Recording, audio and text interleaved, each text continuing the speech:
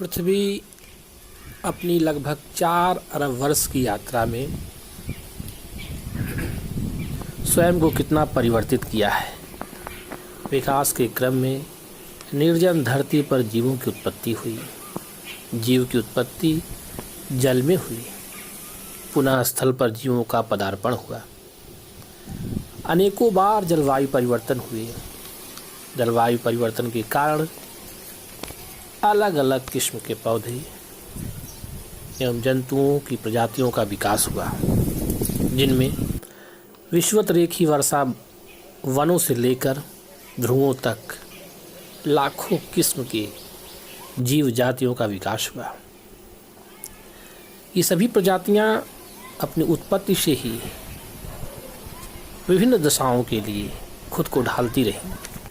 इनमें अनेक शारीरिक बदलाव हुए इनकी ज़रूरतों के हिसाब से। कुछ ने अपने जलीय जीवन के अनुरूप बदलाव किए, कुछ ने अपनी कड़ी जलवायु शीतोष्ण, उष्ण, ध्रुवी या भूमध्यरेखीय जलवायु के अनुसार अपने शरीर में बदलाव किए। जीवन का प्रकृति के साथ यह साहचर्य ही अनुकूलन कहलाया। अनुकूलन से विकास का मार्ग प्रशस्त हुआ। जो जातियां विपरीत परिस्थितियों में अनुकूलित नहीं हो पाईं, वे समाप्त हो गई, और जो ऐसा कर पाईं वे स्थायी रूप से रह पाई। प्रकृति में उनका स्वागत किया गया और वो आज भी जिंदा है और लगातार अनुकूलित व विकसित हो रही हैं।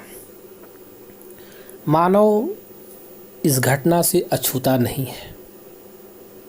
बंदर जैसे कपि से विकसित होते होते लाखों वर्षों में आज का मानव आधुनिक रूप धारण कर पाया।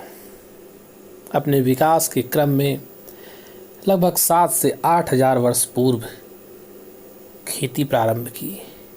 उसे आग का ज्ञान हुआ।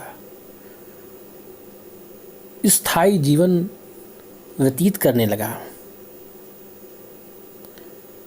पूरी पृथ्वी पर अलग अलग महाद्वीपों में पाए जाने वाला यह मानव निरंतर अनुकूलित और विकसित हो रहा है।